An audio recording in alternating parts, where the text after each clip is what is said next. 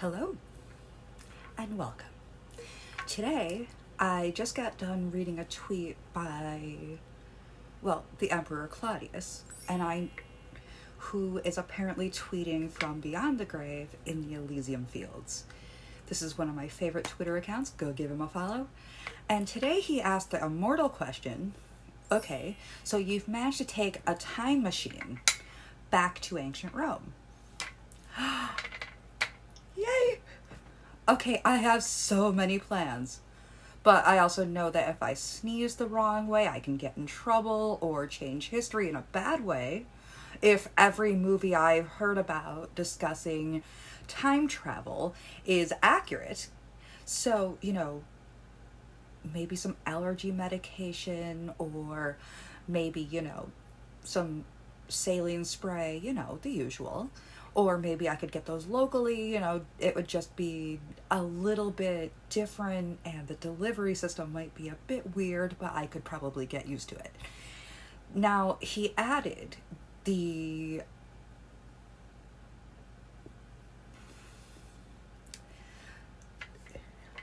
caveat that you couldn't bring medications. So among other things, I guess modern deodorant is not okay as an answer because, it changes something in your body to keep you from being a stinky, stinky Sue. No offense to anyone named Sue. Sorry. It's just the first name that popped into my head. I recently did this with Linda, even though every Linda I've met has been totally awesome sauce. Anyway, how about... So aspirin's out, a leave, etc., etc., unless you can get your aspirin from a willow bark, in which case you might have to go about things in a slightly strange way, or depend on the writings of Pliny the Elder. iCard here. Hi, Editing Beth. You're going to be a little bit busy tonight. All right, so by the way, Pliny the Elder, now that I've got you, what the hell did you have against, among other things, donkeys, cats, dogs, chickens, rats, and other assorted animals? Because they always seem to suffer in your writings and for various remedies for various issues, including the one for asthma, which he really should have looked into because the asthma, not the cure for asthma, actually killed him during the eruption of Vesuvius, in which he was actually pretty much a badass, but the volcanic fumes... Sorry, I don't know what's going on with my camera. Oh, golly. There we go. I still have yet to learn how to work with the light balance, etc., and I might make this look more vintage just by virtue of the fact that it's my aesthetic. Okay, so anyway, when referring to times that you like the look of or like the recipes from, there's some recipes down in the link for basically a chickpea sour chicken and other chicken recipes, which should be easy to reproduce even at home, minus... I wouldn't suggest the garum, and if you insist on a fishy sauce, Worcestershire sauce with, the anchovy might be a better choice than trying to reproduce Roman fish sauce, just because rotted fish left out in the sun, covered in salt, with their aroma just being shared with the entire neighborhood, was basically a Roman ingredient. They used it like my grandmother used ketchup upon ketchup upon ketchup upon ketchup. Okay, so anyway, you're going on a trip to ancient Rome.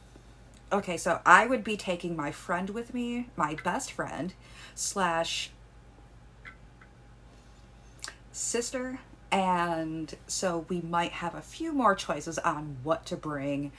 So, okay, I can't bring medicines, but I can probably find ways of getting set the base chemicals for that, such as willow bark for aspirin or other such things, honey for a cough.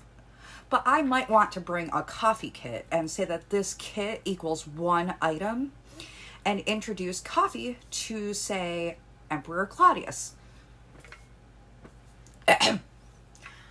Coffee. This is the Emperor. Emperor Claudius. Tiberius Claudius. This is coffee. How do you do? Oh, pleased to meet you, I'm sure. Okay, so a coffee kit, perhaps containing some mugs, travel mugs that are not lined with lead, would be a good idea for any beverage. Just gotta make sure that the wine doesn't have lead in it, which is a very real possibility. So, mugs, some really good coffee. Maybe not the Death Wish, unless, of course, the Emperor has a really good sense of humor, because in this imaginatory fantasy, I am visiting the Emperor. Okay, so, maybe some safe makeup being added. We'll call it the kit. Because, when I travel, I would bring a kit, especially if I'm going to someone's house who doesn't normally drink coffee. So I might bring my goods with me. Maybe some really good instant coffee or some that I can stand, because there's really no such thing as good instant coffee. Ugh. But there's bearable. Okay, so mugs and some non-leady makeup and non-mercury based makeup, because and one does want to look nice when visiting the Emperor, but also doesn't want to poison themselves with lead and mercury or cochineal or other things. And also anyway, it's complex, but here's my thing. I would make up a coffee kit, and to that kit I would also add some of my non-medicinal thingamabobbers, because I am going to be in a formal event. Ergo, I would probably want some lipstick. I think they had cake mascara, sort of like they had in the 1940s and 50s, but you would probably want to check the ingredients on that. So learn the Latin for coffee. This is the Emperor. Emperor. This is coffee. I'm pleased to meet you, I'm sure. Right, okay. Since I'm now repeating myself and doing really bad ventriloquy with a coffee mug, I am going to leave this question for you. You are going to ancient Rome. Who would you bring? And what non-medicinal items would you bring? And can we go in a group so that perhaps we have a chance of surviving? Also, if you are a plant expert, I would be very pleased to learn from you so that I can know where I can find, say, drugs that can help with epilepsy that don't involve donkeys, and pain control. You're loved. Take good care and enjoy your travels. Oh, and not surprisingly, the popular answer right now seems to be a digital camera. I can understand this because you don't actually want a lot of the things that were on ancient Rome would be illegal today or are just terrible. So you would want to you wouldn't want to have to send that out to be developed unless, of course, you had a darkroom of your own. And I have actually debated learning how to do darkroom photography, because there are certain processes like lomography that sound really interesting to me.